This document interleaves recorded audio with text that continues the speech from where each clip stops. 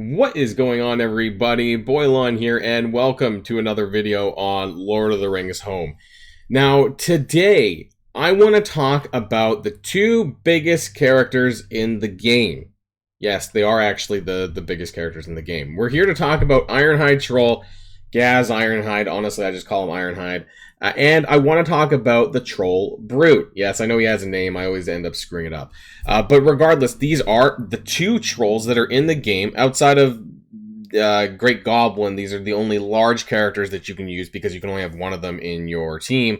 And I want to go over them individually. Now, I, of course, have Ironhide Troll upgraded, leveled, and this is honestly the free-to-play, suggestion, commonly suggested to unlock him and to use him because he is free-to-play available. He is farmable in the guild campaign in Chapter 1, so you can access him very easily. Troll Brute, on the other hand, has no farmable location, and so that's a bit of a hit to his free-to-play accessibility, but nonetheless, I've seen him around quite a bit, especially for those who want to maybe spend or splash out a little bit of money on them. So I want to go over both characters. I want to go over why I'm using Ironhide, and that's not just specifically, from a free-to-play, or I'm not really free-to-play, but versus a more pay-to-play perspective. I want to kind of break them both down and really get a better understanding of why people are using them. So if you're ready to go, everybody, let's boil this down.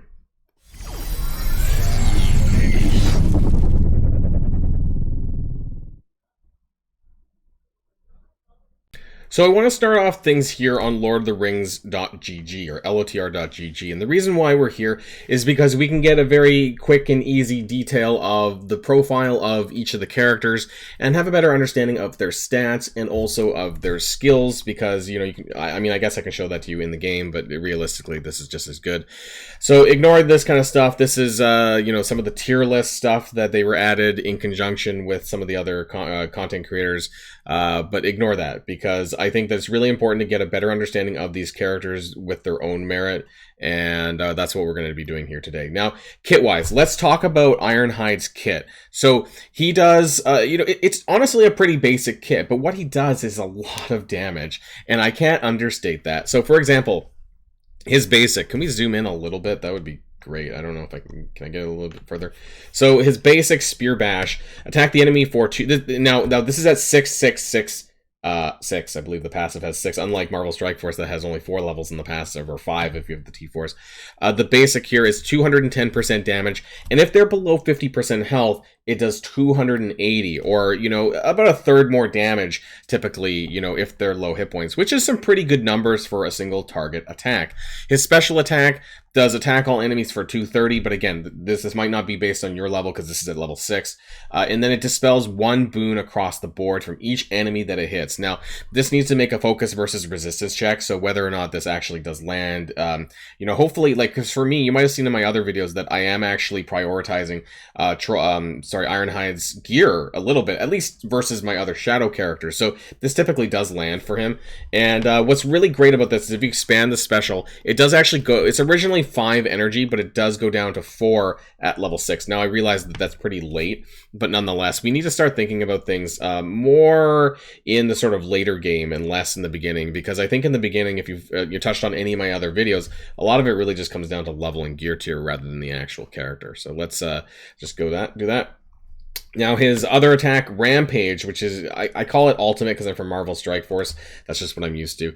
Attack all enemies for 230% damage and an additional 20% damage for each Mordor ally below 100%. Now, I don't think that this counts him. I think it has to be another Mordor ally, but I'm not specifically sure on this one anyways. But this has a low cooldown. And it's really great. You can't use this on turn 1. It's a turn 2 skill for the most part. But if you upgrade this, you do get, not only do you get additional damage, and it actually ramps up quite a bit. It does a lot. But you're going to want to use this more if you are using the full team. And we're going to talk about that in terms of the different trolls and their own team. His passive is not super important. It's good, but you don't need to prioritize that as far as ability material is for upgrades. But his stats, so he has 135 speed, which, believe it or not, is not the worst. There are other people who are slower than him, and his overall stats are good. His health is beefy, his damage is beefy, beefy. I don't know if I should say that with relation to damage. But anyways, he's a very strong character, and why a lot of people are recommending him to have on your team, because you can get him very early on, within like the first 4 days, 5 days of like playing this game, and he is a huge monster to take in on your shadow team, on your arena team. Very, very solid character. And what I really love, if I didn't mention it already, Rampage actually has such a low cooldown that it's very likely you can get this, you know, if you're in campaign, definitely more than once. Even in arena, I've gotten this at least twice. So a good skill all around. But let's talk about, I want to talk about the team that he is associated with, which is the Mordor team. So you're going to get more damage with him if you're using the broader Mordor team, but this is not a free-to-play friendly right off the bat team. So you're going to have to farm these characters, and specifically Shagrat is, you know, you need 100 shards for him to unlock. He's in the arena store alongside Eomer, and then you're going to need to pivot resources to do this. Now, I have run across a few of these, and we're going to actually take a look at a Mordor team in the arena that I actually failed to beat, and so that's interesting, but they're very squishy. The broader characters are very, very squishy. So Grimlers, Rockma and Uzan, all three of them, very squishy characters. I'm not going to go into detail about them entirely here, but they are a squishy team. Outside of Shagrat, they don't have a lot of hit points. They're very easy to kill, and the biggest problem is that there's no tank, no proper tank. Now, I realize that Ironhide has the tank trait, but he does not taunt or provoke or do any of that. So it really leaves the other characters open to be attacked, and that's probably the biggest problem with this team, and the biggest downfall is that, for the most part, I think that you do want to have a set of characters that can taunt or provoke for a team of 5. In this instance, there is none, and so the synergy in that instance is just not as good as it could be, and so I don't really like it. But they do a lot of damage, and you'll see that when we talk about the video, because, yeah, they do a lot of damage, and of course, if any of them are low hit points, then Ironhide's going to do even more. Let's talk about Gruhur the Brute. In my other video, I called him Mauher again. I could never remember his name, because when I played the beta, he was just Troll Brute. That's basically what it is, and which is what you see him in the game. And so just to go back, for example, the only way you can get Troll Brute, that's what I'm calling him, he's in the store. He's like always here alongside Eldred, and I think Great Goblin's often here as well. Now, this is the only way that you're realistically going to unlock him, so I think you can find him for 10 shards for 275, but it's going to cost you over 1,000 gems if you want to unlock him this way. And so that's going to be a little bit problematic, especially for free-to-play players. And I guess if you are not free-to-play, then you're going to need to be willing to drop, what is the gem prices anyways? About 1,000 gems. So this is in Canadian dollars, so maybe at least 15 US dollars. I don't know, something like that. You'd need to get like a pack like this in order to unlock the Brute. Now, it's not a lot, of course, but you're gonna have to be willing to do that. So let's talk about the character and his own merits, though. So what does he do? His basic: dispels 1 boon, damage plus 1 boon. Now, when do you get that? I think it's pretty early on. So you get at level 2, it's a 50% chance, and actually it's not until level 6 that is a guaranteed dispel, which is not very good. I don't like that part. I wish it was guaranteed a little bit sooner. I don't like RNG where possible, but it's really about this special. Now, it's quite frequent. So you probably have seen this: Earthshaker, attack all enemies for damage and inflict expose for 2 turns. Now, if you're from Marvel Strike Force, that's defense down, and that's a very, very good debuff. Now, let's expand this, though. So it only has a 50% chance for 1 turn on level 2, but at level 4, it always inflicts it, so that's good. So that's basically where you want to get up to, and that's about, I think it's about the level 40 range where you pick this up, where you pick level 4 up. So that's kind of where you want to be before you even want to consider, in my opinion, getting this character, because he is slower than Ironhide. Where's it? Speed of 120. Sorry, my frame blocks the way. That's 120 over here. So that is about 15 slower than Brute. But his stats are pretty comparable, I would say, to him as well. I believe he has less armor, though, than Ironhide, who is a little bit, he's a bit bulkier. Ironhide is a bit bulkier than Troll Brute.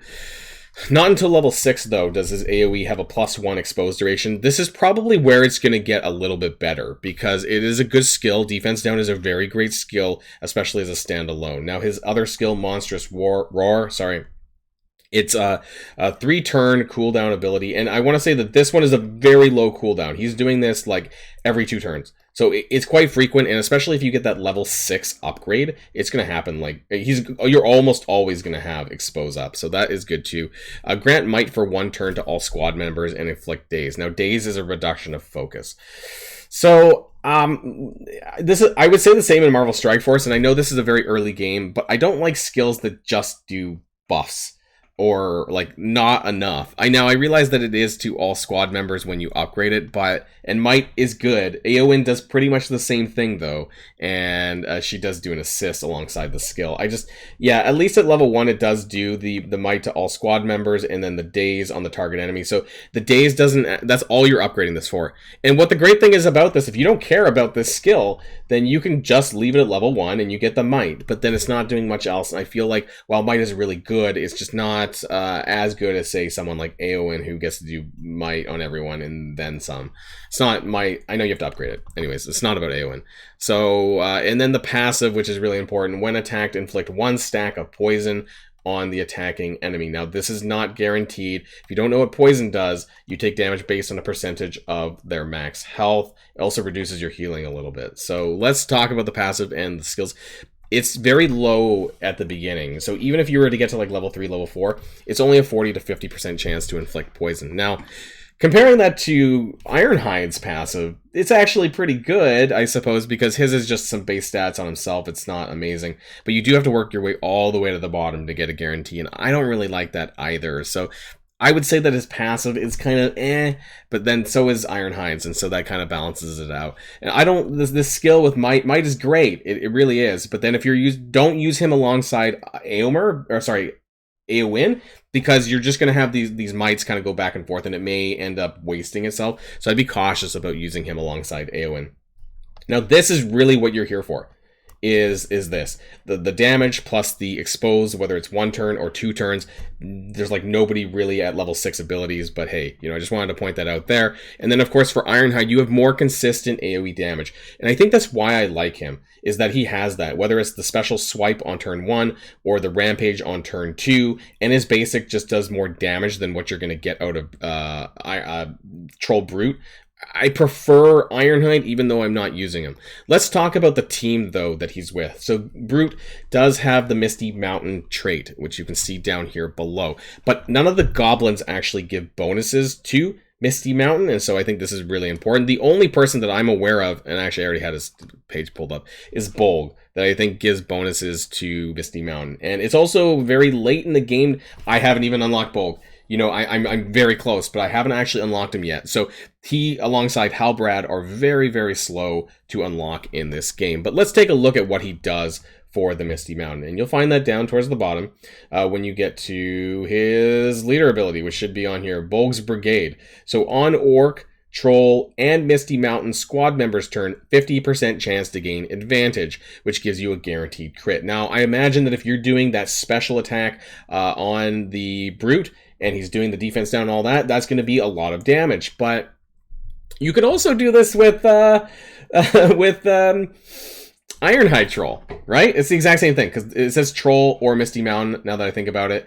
And so it applies to a lot more characters. So this is really broadly across the board. And I think this would actually, if you're going to use Bolg at all, it would advantage Ironhide, in my opinion, more than just Brute, who only has really 1 single target attack and 1 AoE, whereas Ironhide has 2 AoE attacks that are going to do a lot more damage. So, yeah, I don't know. They do get 15% more resistance, but otherwise there's not a lot of synergy with this character. He's just a standalone usage. I do know that Expose is really good, but is it worth it over the Ironhide's overall extra damage and his tankiness? I don't know. I mean, he's not tanking, but he's got a lot of hit points and armor. So the next thing that I want to show you is some arena footage that I have of both teams and kind of let you know how things are going on my end. Alright, and here we are in the arena footage against Gauss, and now you can kind of see that their Troll Brute is about 2885 power. Overall, I apologize because it's on this side of the screen, is 14,300 total team power, and I want to kind of show what this is. This is largely a punch across here for my team. Actually, sorry, it's a slight punch up at the time. I did this recording a few days ago, and I kind of want to show you how the turn order goes. Now, one thing that I'm really confused at, actually, no, I'm not confused anymore. So that was Aowen using her special and getting an assist with the Brute, so that's fine there. He's going to go last, though, because everyone's slow. I want to show you why, at least if you're using the Rohan 3 with any combination of characters, why the Brute is not a big deal. So his biggest gimmick is his defense down. And we're going to see why that really doesn't matter here, at least in this combination of characters. So I want to show this to you. We're kind of just letting the motions go. You can see how the turns go. So we have the Ironhide swipe there. Really love that skill. It's really nice because it could also clear the taunt. There is no Aothane right now, but if there is an Aothane, this often does clear his taunt because there's only one buff usually. So now Brute takes his turn. He puts Expose on everyone. And I want to show you why this is not a problem. So if you take a look, it's Eowyn's turn. What does Eowyn do? Well, she cleanses and she places an ability block. So there, I managed to place on Strider. And we don't have that anymore. Okay, all the exposes are gone. And that's the biggest gimmick when it comes to Troll Brute, and why I think, at least if you're using this lineup, that it's not that big of a problem. And that's essentially it. Now, he will buff, I think, later on with the offense up, and this does get a little bit tight, but this largely doesn't have to do with Ironhide.